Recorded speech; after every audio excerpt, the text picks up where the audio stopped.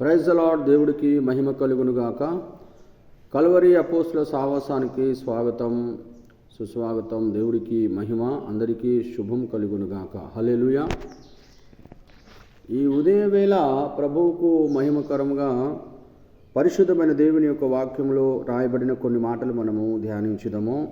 రోమిలకు రాసిన పత్రిక 8వ అధ్యాయము మనం చూస్తున్నట్లయితే 28వ వచనం. దేవుని ప్రేమించు వారికి అనగా ఆయన సంకల్పం చొప్పున పిలువబడిన వారికి మేలు కలుగటకి సమస్తమును సమకూడి జరుగుచున్నవని ఎరుగుదుము. దేవుడికి స్తోత్రం కలుగునుగాక. పరిశుద్ధమైన దేవుడికి మహిమ. ప్రభునందు ప్రియమైన వార్లారా, నువ్వు దేవుని యందు విశ్వాసం కలిగిన బిడ్డవై నువ్వు దేవుడికి మహిమకరంగా నువ్వు ఉన్నట్లయితే దేవుడు నిన్ను పిలిచి ఉన్నాడు గనక సమస్తమును సమకూడి జరుగుచున్నావి. దేవుడు నిన్ను గొప్పగా ఉంచనీకి, గొప్ప స్థానాన్ని నీకు ఇవ్వనీకి, గొప్ప ఫలాన్ని నీకు దయచేయనీకి సమస్తమును సమకూడి జరుగుచున్నవి. కావున ఒకవేళ నువ్వు శోధనలో, దుఃఖంలో, బాధల్లో నష్టపోయి ఉన్నావేమో, దానికి రెట్టింపైన ఆశీర్వాదాన్ని దేవుడు నీకు దయచేయబోతున్నాడు. మరొక మాటను మనం అక్కడ చూస్తే అక్కడ అంటాడు, ఎందుకనగా తన కుమారుడు అనేక సహోదరులలో జ్యేష్ఠుడగునట్లు దేవుడు ఎవరిని ముందుగా ఎరుగునో వారు తన కుమారునితో సారూప్యము గలవారగుటకు వారిని ముందుగా నిర్ణయించెను. హల్లెలూయా. ఇక్కడ వాక్యం ఏం సెలవిస్తుంది? దేవుడు జ్యేష్ఠుడు. దేవుడు ఎవరిని ముందుగా ఎరుగునో వారు తన కుమారునితో స్వారూప్యం గలవారగుటకు వారిని ముందుగా నిర్ణయించెను. హల్లెలూయా. దేవుని ప్రభునందు ప్రియమైన చెల్లి, తమ్ముడు, సోదరుడా, దేవుడు నిన్ను ఎంతగానో ప్రేమిస్తున్నాడు. ఎంత ప్రేమిస్తున్నాడంటే తన స్వరూపంలోకి నిన్ను తీసుకురానికి, ఈ లోకంలో ఉన్నటువంటి శ్రమ కష్టములలో నిన్ను బలపరచనీకి, తనకు ఎలాంటి అయితే మహిమ ఉందో ఆ మహిమను నీకు ఇవ్వనీకి దేవుడు తన సంకల్పం చొప్పున నిన్ను పిలిచి ఉన్నాడు కనుక గ్రహించాల్సిందిగా దేవుడి పేరిట నేను మనవి చేస్తున్నాను. అలాగే మరొక మాట అంటాడు. మనం ఒకసారి మనం వాక్యము చూస్తున్నట్టయితే 30వ వచనంలో, మరియు ఎవరిని ముందుగా నిర్ణయించనో వారిని పిలిచెను, ఎవరిని పిలిచెనో వారిని నీతిమంతులుగా తీర్చెను, ఎవరిని నీతిమంతులుగా తీర్చెనో వారిని మహిమపరిచెను. హల్లెలూయా. ఏంటండి? ఆయన సంకల్పం చొప్పున పిలువబడిన వారికి సమస్తమును సమకూడి జరుగుచున్నవి, మేలు జరుగుచున్నాయి. కొంత దుఃఖము, బాధను, వ్యాధి, బలహీనతలు జరుగుతున్నాయి. కానీ స్థిరమైన మనసుతో మనస్సాక్షి కలిగిన వారుగా దీ మనసు కాక ఏక మనసు కలిగి ప్రభువును నువ్వు గణపరిచినట్లయితే ప్రభువు నిన్ను గొప్పగా ఉన్నతంగా ఆయన తీర్చిదిద్దబోతున్నాడు. పరిశుద్ధమైన దేవుడికి మహిమకరంగా ఒక ఉన్నతమైన స్థానాన్ని నీకు ఇవ్వబోతున్నాడు. శ్రేష్టమైన ఈవిలతో నింపబోతున్నాడు. కనుక ప్రియ చెల్లి, తమ్ముడు, సోదరుడా, ప్రభునందు ప్రియమైన వార్లారా, దేవుడు పిలిచాడు నన్ను, దేవుడు ఏర్పరచుకున్నాడు నన్ను, దేవుడు సమకూర్చుకున్నాడు నన్ను, దేవుడే నాకు విశ్వాసం జీవితాన్ని ఇచ్చాడు, దేవుడు ఒక ఉన్నత స్థానాన్ని ఇవ్వనీకి నన్ను ఏర్పరచుకున్నాడని స్థిరమైన మనసు కలిగిన వారుగా మీరున్నట్లయితే, ప్రభువుకు మహిమకరంగా నువ్వు జీవిస్తున్నట్లయితే, నువ్వు ముందుకు సాగుతున్న విధానంలో ఒకవేళ నీకు కష్టం అన్నట్టుగా నష్టం అన్నట్టు కనబడుతున్నట్లయితే, అయితే దేవుడు అక్కడ అంటాడు, మరియు 30వ వచనంలో, మరియు ఎవరిని ముందుగా నిర్ణయించను వారిని పిలిచెను, ఎవరిని పిలిచెనో వారిని నీతిమంతులుగా తీర్చెను, ఎవరిని నీతిమంతులుగా తీర్చెనో వారిని మహిమపరచెను. హల్లెలూయా. దేవుడు పిలిచిన వారికి సంకల్పం చొప్పున జరుగుచున్నవి. వారిని పిలిచాడు కనుక వారిని నీతిమంతులుగా చేశాడు. మనుషులు నిన్ను ఏలుబెట్టి చూపించవచ్చు, మనుషులు నిన్ను పాయింట్అవుట్ చేయొచ్చు, మనుషులు నువ్వు గడిచిన కాలంలో ఎలా ఉన్నావని ఒకవేళ నిన్ను హేళన చేయొచ్చు. నువ్వు ఒకవేళ దురలవాట్లకు లోనైపోయి నీ జీవితం పాడు చేసుకొని ఉన్నవాడు కావచ్చు.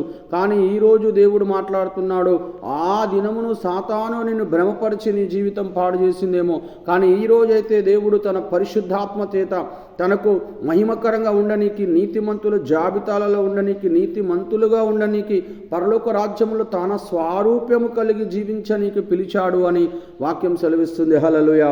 అలాగే ప్రభునందు ప్రియమైన వారలారా, మరొక మాటను మనం చూస్తే ఆయన మహిమతో పాటు మనకు ఇంకా ఏమిస్తున్నాడు అనే విషయాన్ని మనం గమనిస్తున్నట్లయితే 31వ వచనంలో, ఇట్లుండగా ఏమందుము, దేవుడు మన పక్షంగా నుండగా మనకు విరోధి ఎవడు? హల్లెలూయా. దేవుడికి స్తోత్రం కలుగునుగాక. ఏంటండి, దేవుడు మన పక్షంగా ఉండగా మనకు విరోధి ఎవడు? హల్లెలూయా.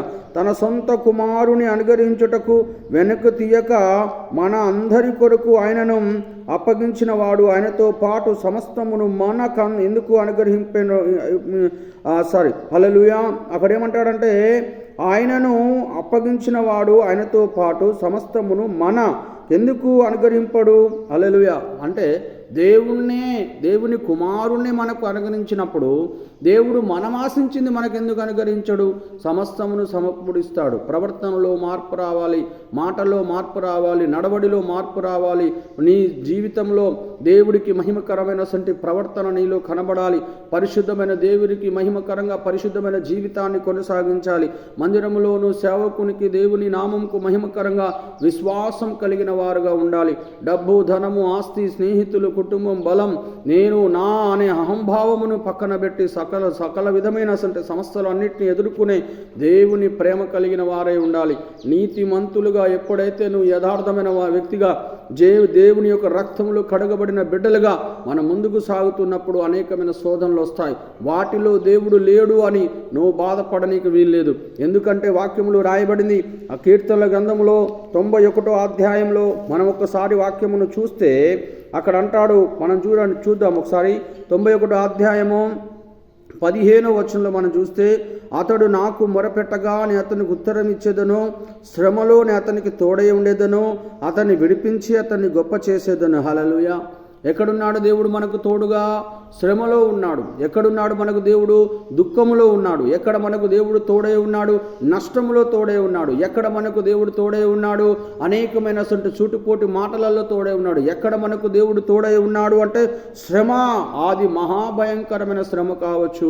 అందరూ నిన్ను విడిచిపెట్టారేమో, అందరూ నిన్ను తోసివేశారేమో, అందరూ నిన్ను వెనక నుండి రకరకాలుగా నీ గురించి చెడుగా ప్రవర్తిస్తున్నారేమో, చెడుగా ప్రచారం చేస్తున్నారేమో. ఇలాంటి నిందలలో, ఇలాంటి శ్రమలలో నువ్వు ఒకవేళ ఉండొచ్చు దేవుని బిడ్డ. లేదా నువ్వు అనుకున్నవి కోల్పోయావేమో, ఆశించింది దొరకలేదేమో, అనుకున్న రీతిగా నీ ముందుకు సాగలేకపోతున్నావేమో. అయినా కానీ పరిశుద్ధమైన దేవుడు మాట్లాడుతున్నాడు. ఆయన నామంలో నీకు సమస్తమును సాధ్యమే. హల్లెలూయా. ఆయన నీకు ముందుగా నడిచే దేవుడు. ఆయన నిన్ను ఏర్పరచుకున్నాడు.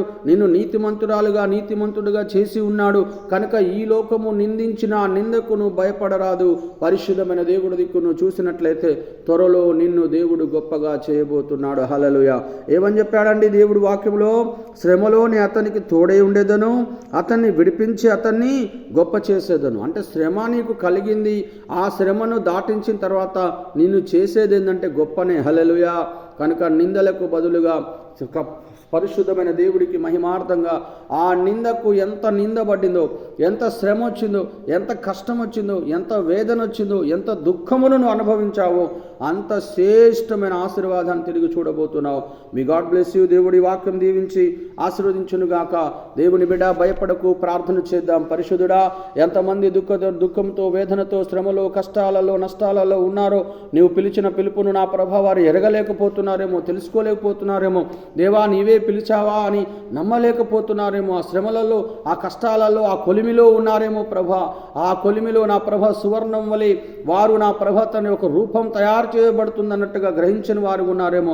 దయతో నీ కృప చూపించి నీ బిడ్డల్ని లేవనెత్తి బలపరిచి నీకు మహిమ తెచ్చుకొని కృప చొప్పున కరుణించుమని మీకే ఘనత, మహిమ, ప్రభావాలు అర్పిస్తూ యేసు నామంలో వారి కట్లు తెంపండి, బలహీనత తొలగించండి, కావాల్సిన సాయం ఇవ్వండి, నెమ్మది దయచేయండి. సంకల్పం చొప్పున పిలువబడిన బిడ్డలని ఈ లోకమంతా చూసి రీతిగా నా ప్రభ వారి శ్రమలో లేవనెత్తి బలపరిచి నిలబెట్టి తండ్రి బహు గొప్పగా నీకు మహిమకరంగా దీవించుమని ఈరోజు ఈ దినమును చూసిన ప్రతి వాక్యము నా ప్రభ అయా, ఈ వాక్యములో రాయబడిన ప్రతి సంకల్పం చొప్పున పిలువబడిన ప్రతి ఒక్కరికి శ్రేష్టమైన ఆశీర్వాదమును దీవెన దయచేయండి. అట్టి కృపతో నింపి దీవించి నడిపించుమని నజరేయుడైన యేసు నామములో ప్రార్థించి స్తుతించి అడిగి వేడుకొనిచున్నాము తండ్రి.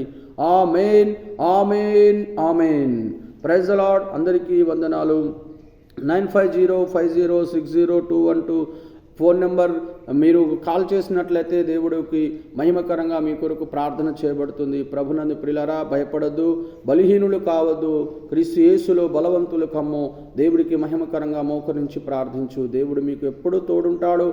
మీ కొరకు ప్రార్థించనీకి దైవజనుడిగా నేనున్నాను కనుక దేవుని కుమార్తె కుమారుడా, ప్రభునందు ప్రియులారా, మిమ్మల్ని దేవుడు ఎంతో ప్రేమిస్తున్నాడు కనుక తోడుగున్నాడు. భయపడకండి. దేవుడు దీవించునుగాక. ఆమేన్. God bless you.